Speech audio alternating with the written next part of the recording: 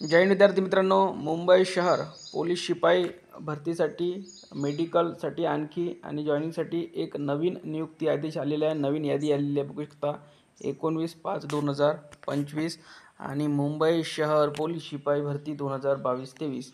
Mumbai police शिपाई भरती 22-23 police शिपाई पदावर अस्थायी व निवड तात्पुरत्या स्वरूपात नेमणुकीबाबत आपण डायरेक्ट मुद्दा बघूया. सोबतच्या यादीत नमूद केलेल्या 180, आता बघा 180 विद्यार्थ्यांना बोलवण्यात आलेलं आहे.